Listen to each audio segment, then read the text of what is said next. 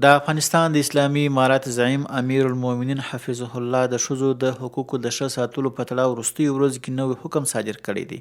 په دې حکم کې د ښځو د شرعي حقوقو د ساتنې په موخه سپارښتنې شوي دي. د ښځو د مهر، میراث، په نکاح کې د رضایت او نورو شرعي چارو په ګډون پر یو شمېر نور موضوعاتو او د ښځو د حقوقو پر خوندیتوب ټینګار شوی دی. د لښکرګاه ښار 2 تنه اوسېدونکي نصیر احمد او خالق داد وایي چې د امیر المؤمنین حفظه الله تعالی هر فرمان د مسلمه امت په خیر او ښېرازۍ په موخه په لاره اچول کیږي. دوی وایي د ښځو پر حقوقو خوندیتوب په ودونو او نور مسایلو کې د بې ځایه لګښتونو په مخنیوي سره به ټولنه کې ناوړه رواجونه او شته ناخوالې له منځه ولاړې شي. نو دغه د شیخ صاحب برعکس دغه خبره ډیره پر ځای ده.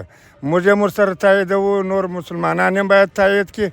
په دې خاطر چې دا ولور خو ناجایزه ده، دا پلار مور ته ناروا ده. داسې د یو چا سره ظلم کوي، هغه مجبور یې پوروړی شي، در بدر یې ځي ایران ته تښتي، وروره پر لارې خلک وژني. دا خو غیر قانوني کار دی، د یو چا سره ظلم دی کېږي. او دا ډېر ښه کار دی وایي درېده چې هر عمل ترسره کړي. دا به وایي چې موږ کې به ډېر دغه راولي وایي درېده. مسلمانان د ماښام ډوډۍ لا نه لري، دوی 200-300 وایي درېده خلکو ته ډوډۍ ورکوي، وروره پسونه حلالوي وایي درېدل. 2 لکه 3 لکه مصرف کوي، دا په مسکینانو وویشي، مسکینانو خوارانو ته به وایي درېده او د ماښام ګوله ور برابره شي. په دلته خو ډېر بېوزله شته، ډېر مسکینان شته وایي درېده.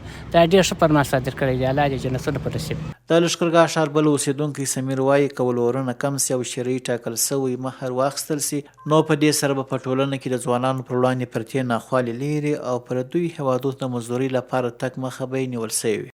بلې وروره دا خو شیخ صاحب ډېرې ښې خبرې کړې دي او ټوله زموږ اساس پر برابر باندې کړی دي.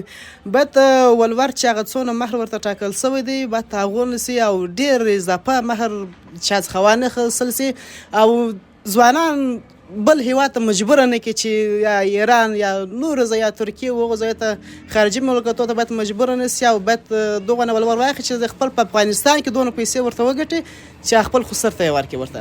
د دغه فرمان له مخې په هیواد کې دیني علما، مسؤلین او قومي مخور اړ بلل سوي دي چې د دغو حقوقو د خوندیتوب لپاره عملي ګامونه پورته کړي.